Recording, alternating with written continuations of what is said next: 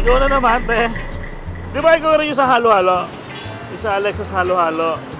Ngayon, dito sa Platero, ano naman ang tinitinda mo?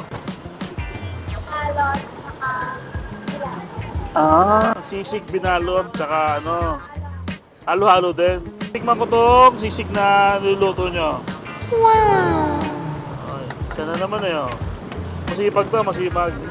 Yun, shoutout mga kaboss gang. Ang Alexa's halo-halo nga ay meron din palang mga binalo o mga rice meal dito sa branch nila sa may Platero. Ay talaga naman laging sold out yung kanilang mga paninda rito. Tulad na lang na kanilang mga binalot sa dahon. Hindi mawawala ang kanilang pork at chicken adobo, ang kanilang pangmalakasan na pork hamonado at panalong beef steak. At hindi rin magpapahula yung kanilang pinipilahan na sisig. Kaya naman tara, food trip mo to? Food trip tayo dito lang sa may Alexa's halo-halo, Platero, Binyan. Geng geng!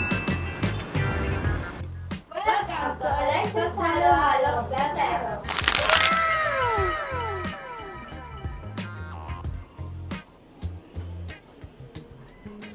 Ang daming servings. Tapos, tikman natin. Sakto lang yung anghang niya, tapos bagay na bagay yung mayo, kaya naman mas lumasa siya. Siyempre, classic. Ang adobo. Wow! Sa binalot sa dahon.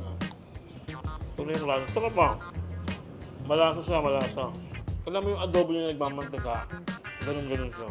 Sarap. Ito mga boss, ganyan yung kanilang pork.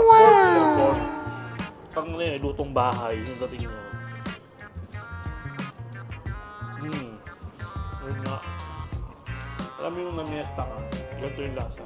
At pagkatapos niyong kumain ng mga binalot at sisig, nako, huwag niyong palalagpasin ang kanilang dessert na Alexa's Special Halo-Halo na talaga namang highly recommended at hindi ka magsasawa. Napakasarap nito, promise. Iniimbitahan po namin kayong kumain dito sa Alexa's Halo-Halo Platero, City Street, National Highway.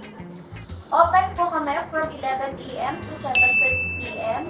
Monday to Sunday po. Maraming salamat po.